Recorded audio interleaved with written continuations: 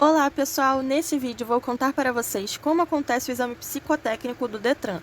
Primeiro de tudo, não é uma prova, pois não tem nenhuma pontuação. O resultado informa se o candidato está apto ou não para prosseguir com a sua busca pela CNH. Caso tenha alguma dúvida sobre como funciona todo o passo a passo dessa trajetória, confira o link do vídeo que está na legenda para que você conheça com profundidade as etapas da autoescola e as provas do Detran. Bom, então vamos ao vídeo. Assim que você paga um boleto inicial chamado Duda, você vai precisar comparecer na unidade mais próxima do Detran. Lá, eles tirarão sua fotografia, colherão sua assinatura e marcarão a data e o local do seu exame psicotécnico e médico, que será na unidade clínica do Detran mais próxima ao seu endereço. Uma dúvida comum é se você pode fazer esses exames de forma autônoma, com psicólogo e médico particulares. A resposta é não. Esses exames deverão ser feitos pela própria clínica do Detran, já que o resultado desses exames impactam no prosseguimento ou não do processo de habilitação. Sendo assim, esses exames devem ser feitos nas próprias unidades clínicas do Detran. Chegando no dia marcado para os exames, lá você terá que pagar os valores referentes a eles. Aqui no Rio de Janeiro, o valor em 2023 é R$ 230. Lembrando que caso o psicólogo ou o médico entenda pela não aptidão do candidato, será necessário pagar o valor do reexame. Por isso a minha dica é, chegue com antecedência para conseguir respirar um pouco e se tranquilizar antes dos exames, especialmente do psicotécnico, pois se você chegar em cima da hora, ofegante, com pressa, vai acabar correndo o risco de fazer os exames sem muita concentração. O exame psicotécnico é bem parecido mesmo com o que se encontra nos vídeos do YouTube. São pequenos testes que vão servir para analisar o seu comportamento diante das situações. Assim que você se sentar na cadeira, o psicólogo irá entregar um papel para que você preencha seus dados. Após isso, você receberá os papéis referentes aos testes. Cada unidade clínica do Detran pode usar um estilo de provas. Alguns vão dar um caderno de questões onde você vai precisar exercitar a lógica e a atenção. Outros não vão utilizar esse método. No meu caso, foram realizadas 3 provas. Lembrando, apesar de dizer provas, não existe nenhuma pontuação. São testes que vão analisar a sua aptidão ou não para prosseguir no processo de habilitação. A primeira prova era o teste palográfico, onde você faz diversos palitos um ao lado do outro numa folha de papel. Esse teste serve para avaliar a personalidade do candidato através de análises profundas e abstratas que só um psicólogo consegue explicar. A preocupação maior não é fazer os palitos de forma perfeita, mas manter um certo padrão. Vou explicar melhor. Mas antes, é necessário informar que existem variações desse teste. Sendo assim, se for assistir vídeos no YouTube sobre como são feitos esses testes, saiba que tem chance do seu teste ser adaptado e não ser 100% igual ao do vídeo. Pude notar que existiam candidatos que nitidamente haviam treinado muito pelo YouTube e estavam presos naquele modelo de exame que foi passado nos vídeos, então não conseguiram entender o que a psicóloga estava pedindo para fazer, pois era diferente do que estava na internet. Então, se você for treinar, cuidado com isso. Não cometa o erro de não prestar atenção na explicação do psicólogo por achar que você já sabe como faz o teste. Eu percebi que a maioria acabou cometendo esse erro e, por isso, a psicóloga teve que parar o exame de várias pessoas diversas vezes, pois não fizeram o que ela pediu. Tá, e como foi feito esse teste palográfico? Assim que recebemos o papel, a psicóloga informou que teríamos que deixar uma margem de um lado e do outro nas extremidades da folha de papel, como se fosse um documento do Word. Então, ela começaria a cronometrar ciclos de 30 segundos. A cada ciclo, você precisava fazer os palitos e contar quantos palitos você estava fazendo. Assim que batia os 30 segundos, você tinha que escrever ao lado do último palito quantos palitos você fez. E então, ela reiniciava mais um ciclo de 30 segundos e você fazia tudo isso de novo. Isso repetidas vezes, até ela dizer que acabou o teste. Qual a maior relevância que eu identifiquei nessas provas? Na minha opinião, o foco principal não era saber se estava tudo torto ou se os padrões de desenho do palito estavam idênticos, apesar de esses pontos com certeza serem levados em consideração. Mas sim, se você respeitou a margem indicada pelo profissional e se a quantidade de palitos que você fez nos ciclos era igual ou ao menos parecida, e também se você tinha concentração para contar quantos palitos você fez em cada ciclo. Isso porque muitas pessoas se perdem na contagem e acabam se prejudicando pela falta de atenção, ou então acabam fazendo 10 palitos em um ciclo de 30 segundos e no próximo ciclo de 30 segundos faziam 50.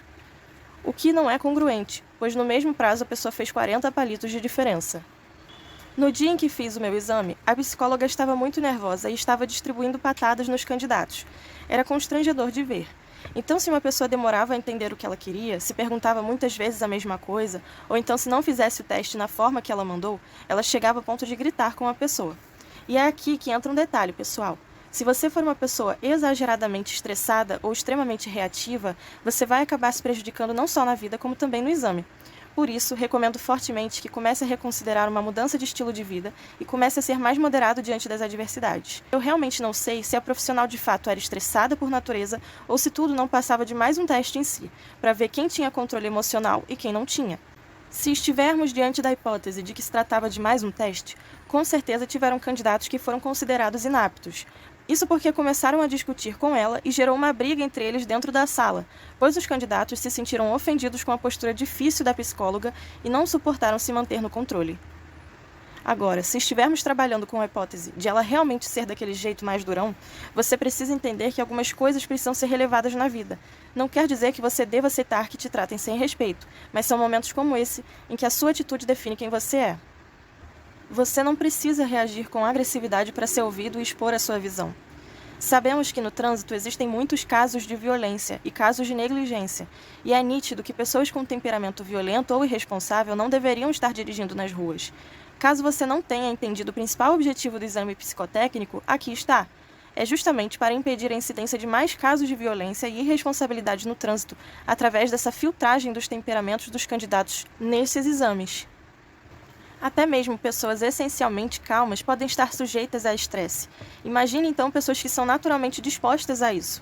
Infelizmente, não é porque uma pessoa quer tirar a carteira de motorista que ela deveria tirar. Caso você tenha feito o exame psicotécnico e tenha sido considerado inapto, sugiro que reflita sobre o seu comportamento e o porquê desse resultado. Isso não é vergonha para ninguém. Pelo contrário, sei que a sensação pode ser a da mais pura injustiça, mas faça uma análise e descubra como você pode evoluir para manter o maior controle emocional. Também é possível que esse resultado tenha vindo da falta de concentração ou de atenção. Nesse caso, sugiro que você trabalhe nisso para que consiga melhorar, pois são características imprescindíveis para quando for dirigir.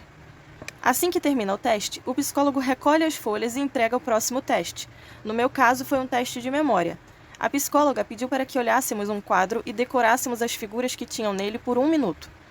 Depois, ela recolhia esse quadro e esperava um pouco até começar o teste. Em uma folha em branco, você tinha que escrever o máximo de itens que você se lembrava.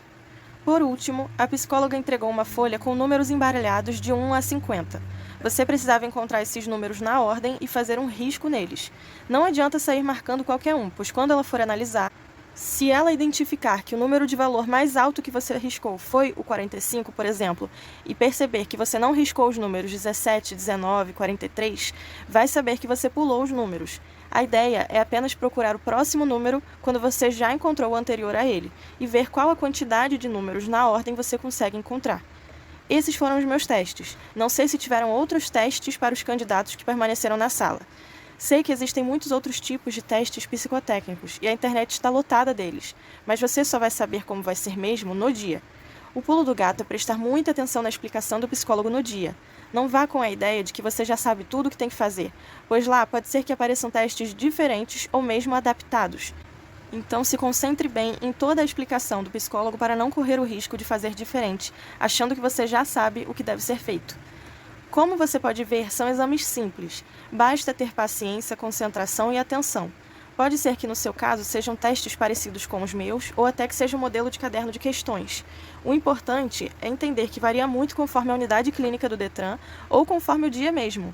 Uma pessoa pode fazer um teste em um dia, não ser considerado apto, e quando voltar, mesmo sendo na mesma clínica e com o mesmo psicólogo, os testes podem ser totalmente diferentes. Isso é extremamente comum. Então esse foi o vídeo, pessoal. Espero que tenham gostado e que tenha muito sucesso e muita responsabilidade nessa nova fase da sua vida. Para mais conteúdos assim, inscreva-se no canal. Até a próxima!